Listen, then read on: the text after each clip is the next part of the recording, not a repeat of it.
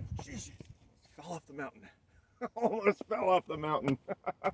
If you're gonna fall off the mountain, you should get it on video.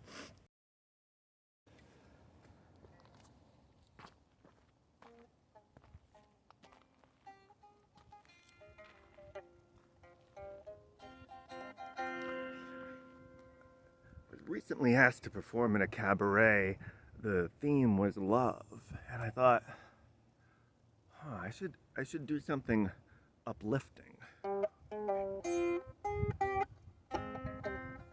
Most of my stories about relationship are things go horribly wrong, and then I realize it's my fault, and 10, 20 years later, I find the humor in it, and I've squeezed all the juice I can out of tragic comedy. Let's do something uplifting. To do that, I'll have to tell the story of the one relationship I've ever witnessed in which they got it right.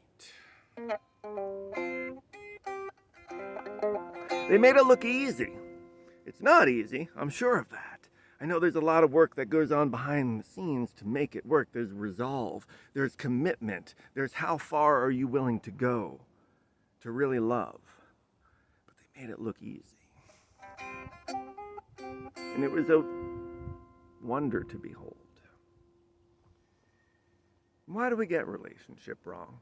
I think we ask too much of our partners. We ask them to wear too many hats. And nobody can be everything to one another. And modern life and parenthood keep you pretty busy. It's hard to step out of your own track and gain proper perspective. And before long, what happens? This thing that started as a horny curiosity, the magnetic joy of free exploration, now, it came to love, and now you've asked her to become both Madonna and the whore, and housemaid irritated by dirty dishes, and struggling financial partner, and creative consultant, and mommy issue surrogate, and best friend, and only friend, and some torturous karma from some prior lifetime that you can't even freaking remember, and you have no idea why you're acting like nutbags. Play actor, and whatever other role you may need in a given moment. We ask too much, and we take it all so seriously.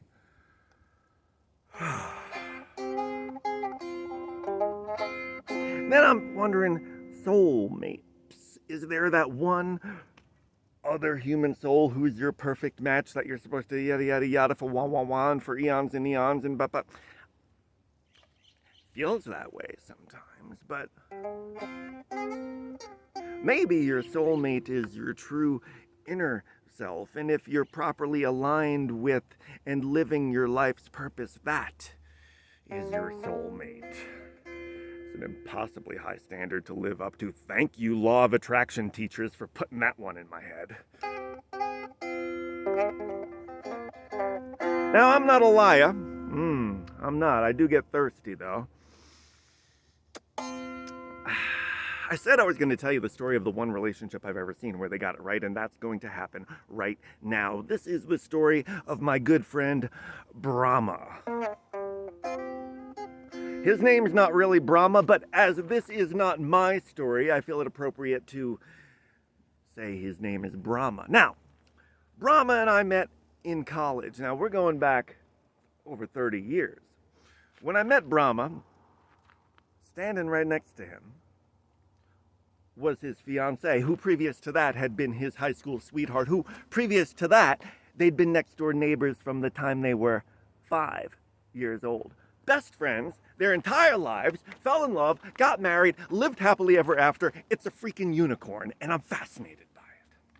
So, this story takes place not that long ago. In fact, it was just 2 days before Brahma's 50th birthday.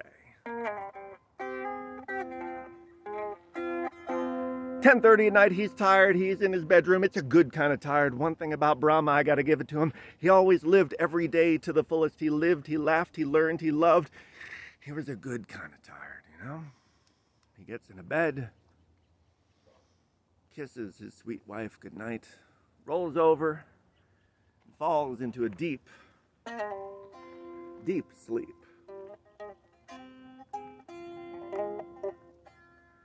When he next awakes, or to put it more accurately, when his consciousness next becomes aware of itself. Right? Impossibly bright light. For a long time. Really long time with the bright light.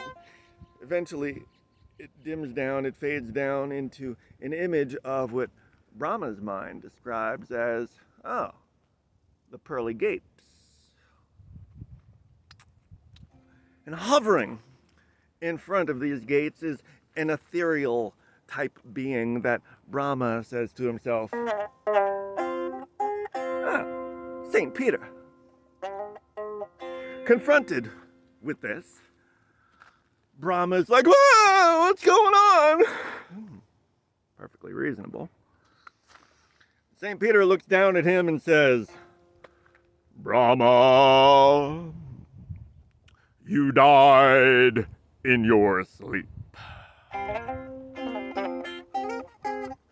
To which Brahma replies, oh, no, dude, no. Oh, man, I had so much left to do. We were planning a vacation to Italy and... No. My wife. No, please. I'm not ready to be apart from her, please. Please send me back to be with her. St. Peter, he heard, he felt the authenticity of this plea. And he said, well, it is possible to send you back to be in proximity to your wife. However, your only options are to go back as a goldfish or a hen. This is not what Brahma had in mind when he asked to be sent back. He was thinking more along the lines of, maybe I could just not die right now and just wake up and continue doing what I was doing. But this is the options that are presented to him, so he had to consider.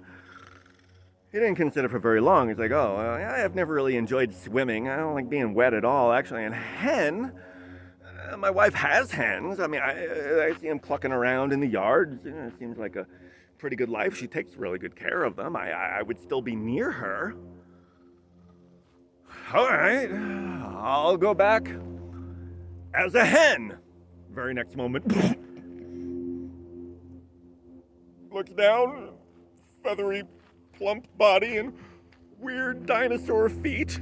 He's like, whoa, I'm a hen. This is crazy. Oh, I'm in my backyard. Oh, here's another hen running right towards me. Uh-oh. What's gonna happen? Other hen comes right up to him with that one hen eye, and she says, oh, you must be the new hen. How you doing? Now, Brahma had never considered this question before of how he was doing as a hen.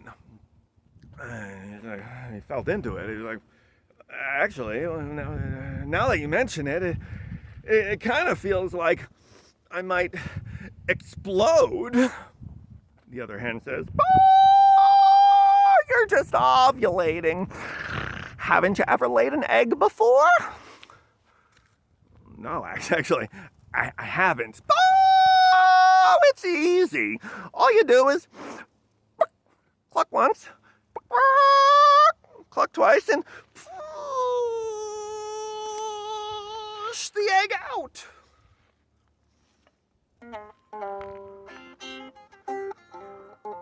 Now, Brahma reasons, this hen must know what she's talking about. He's like, all right.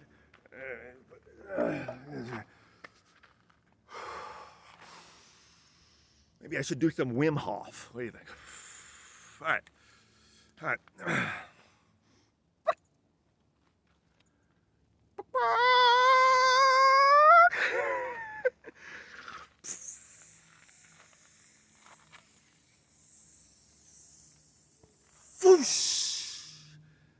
egg out.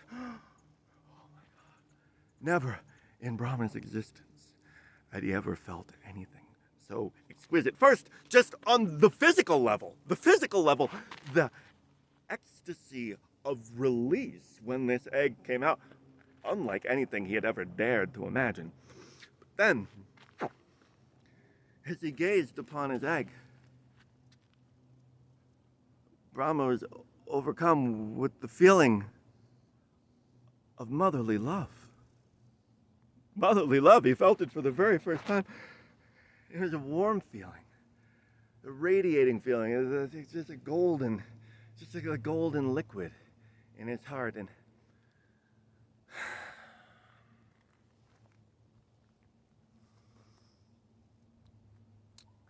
Brahma was happy.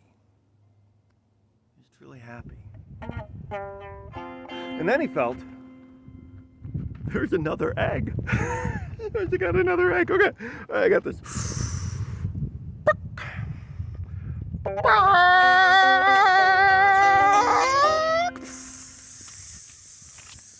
Swoosh, the second egg out, and this one was every bit as exquisite and ecstatic and extraordinary as the first one. And as he gazed upon his egg, that feeling of motherly love continued to swell out, swell out until he felt connected to every molecule in the universe, and feathers just shivered with delight.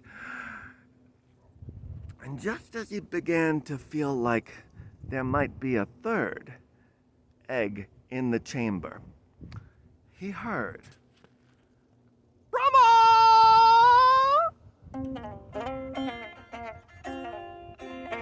Brahma! And he saw, running across the backyard, Brahma! My wife! My beautiful, loving wife. She's coming to be with me, and she'll get to share in this moment as I deliver our third child. And just then he felt